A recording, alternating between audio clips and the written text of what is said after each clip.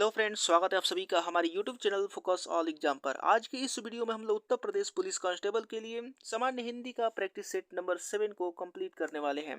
इससे पहले हमने 6 सेट को कवर कर लिया था। अगर आपने उसे नहीं देखा है तो उसका लिंक डिस्क्रिप्शन में मिल जाएगा, आप वहां से जा करके देख सकते हैं, या फिर चैनल के प्लेलिस्ट में जाएंगे, वहां पर भी आपको पूरा प्लेलिस्ट ही मिल जाएगा। चलिए देखते हैं आज का पहला प्रश्न क्या दिया गया है। तो आज का पहला प्रश्न यहाँ पर सामान्य हिंदी का दिया गया है। 114 नंबर की निम्न में से किस शब्द में इक प्रत्यय का प्रयोग हुआ है। तो बताना है, ऑप्शन दिए गए हैं और इसमें से करेक्ट आंसर क्या होगा। इक प्रत्यय का प्रयोग किस शब्द में हुआ है, तो इसका करेक्ट आंसर हो जाएगा ऑप्शन नंबर सी यानी धनिक। धनिक में इक प्रत्यय का प्रयोग हुआ है। अगला प्रश्न है 115 नंबर, किस शब्द में उपसर्ग का प्रयोग किया गया है। आपको बताना है किस शब्द में उपसर्ग का प्रयोग किया गया है, तो इसका करेक्ट आंसर क्या होगा। तो इसका करेक्ट आंसर हो जाएगा ऑप्शन नंबर ए यानी उपकार। उपकार में उपसर्ग का प्रयोग किया गया है। अगला प्रश्न है 116 नंबर। 116 नंबर यहाँ पर दिया गया है कि पिसुन का प्रवाची शब्द है। तो बताना है दिए गए ऑप्शनों में से पिसुन का प्रवाची शब्द कौन सा है। तो इसका करेक्ट आंसर हो जाएगा ऑप्शन नंबर डी यानी चुगलखोर। अगला प्रश्न है 117 नंबर। 117 नंबर यहाँ पर दिया गया है कि काठ मर जाना, काठ मार जाना मुहावरे का उपयुक्त अर्थ है। आपको बताना है कि काठ मार जाना मुहावरे का उपयुक्त अर्थ क्या है। तो इसका करेक्ट आंसर हो जाएगा दिए गए ऑप्शनों में से ऑप्शन नंबर सी यानी हतप्रभ हो जाना। अगला प्रश्न है 118 नंबर।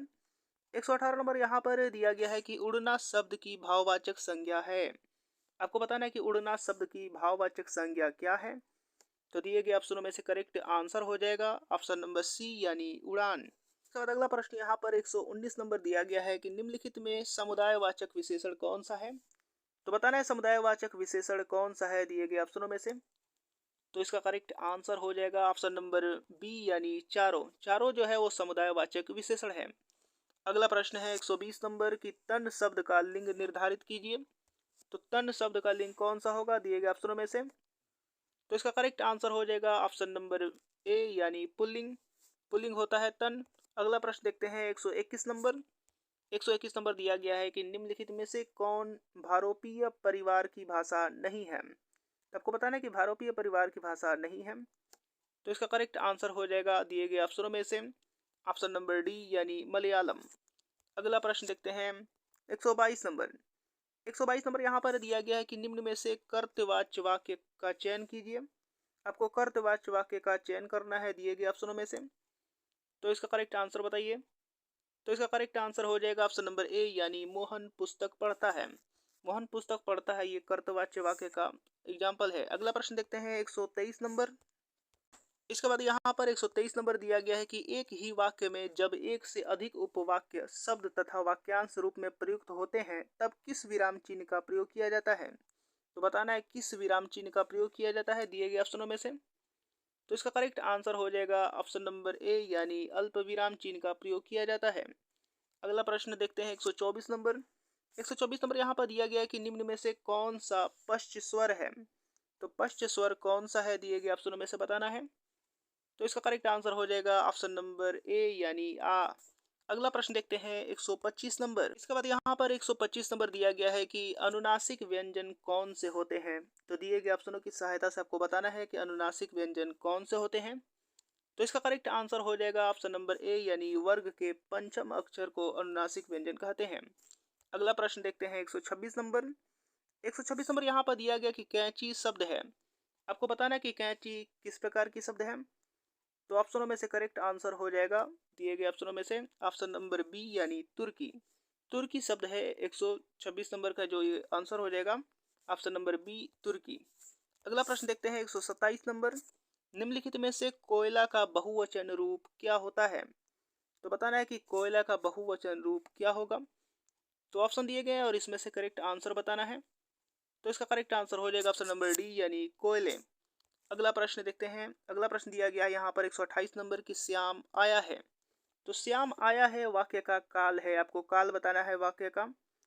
तो इसका करेक्ट आंसर क्या होगा दिए गए ऑप्शनों की सहायता से बताइए। तो इसका करेक्ट आंसर हो जाएगा ऑप्शन नंबर ए यानी पूर्ण वर्तमान काल। अगला प्रश्न देखते हैं।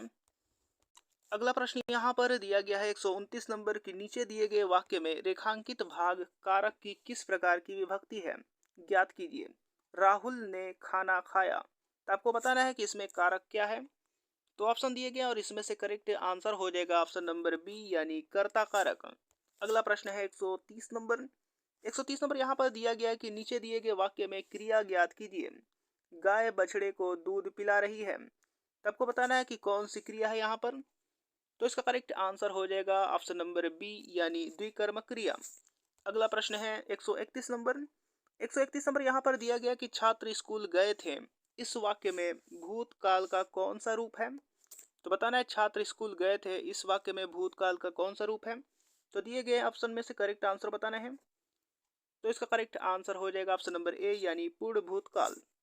अगला प्रश्न 132 नंबर यहाँ पर दिया गया है कि नीचे दिए गए वाक्य में विशेष से ज्ञात कीजिए। विशेष से ज्ञात करना है। यहाँ पर जो वाक्य है उसमें विशेष से क्या है, वह श्रेष्ठ उपासक है। तो बताना है विशेष से कौन सा है। तो इसका करेक्ट आंसर हो जाएगा ऑप्शन नंबर डी यानी उपासक। अगला प्रश्न है 133 नंबर। महोत्सव शब्द का संधि विच्छेद होगा। आपको महोत्सव शब्द का संधि विच्छेद बताना है। तो बताइए दिए गए ऑप्शनों में से कौन सा करेक्ट होगा। तो इसका करेक्ट आंसर हो जाएगा ऑप्शन नंबर बी यानी महाधन उत्सव महोत्सव शब्द का संधि विच्छेद है। अगला प्रश्न है 134 नंबर। और दोस्तों ये वीडियो आपको पसंद आ रहा है तो इसको लाइक शेयर और सब्सक्राइब जरूर कीजिएगा। इसके बाद अगला प्रश्न यहाँ पर 134 नंबर दिया गया है कि दिए गए वाक्यांश के लिए उचित शब्द का चयन कीजिए। जिसे देश से निकाल दिया गया हो उसे क्या कहते हैं। एक शब्द बताना है, एक शब्द में जिसे देश से निकाल दिया गया हो।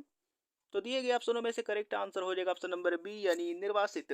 अगला प्रश्न देखते हैं 135 नंबर। 135 नंबर यहाँ पर दिया गया है कि उपमेय का सर्वथा उपयुक्त विपरीतार्थक शब्द है। आपको बताना है विलोम कौन सा है उपमेय का। तो इसका करेक्ट आंसर हो जाएगा ऑप्शन नंबर सी यानी अनुपमेय। अगला प्रश्न देखते हैं 136 नंबर। 136 नंबर यहाँ पर दिया गया है कि आंधी आवे बैठ गवावे लोकोक्ति का अर्थ बताना है। तो ऑप्शन यहाँ पर दिया गया है और इसमें से आपको लोकोक्ति का अर्थ बताना है। तो इसका करेक्ट आंसर हो जाएगा दिए गए ऑप्शनों में से ऑप्शन नंबर सी यानी विपरीत परिस्थिति में उपयुक्त समय आने का इंतजार करना। अगला प्रश्न है 137 नंबर। विष पीते हैं मेघ वीर हिड़ी प्राण निकलते। इस पंक्ति में कौन सा अलंकार है। तो आपको बताना है विष पीते हैं मेघ वीर हिड़ी प्राण निकलते में कौन सा अलंकार है। तो इसका करेक्ट आंसर हो जाएगा ऑप्शन नंबर बी यानी विरोधाभास अलंकार। अगला प्रश्न देखते हैं।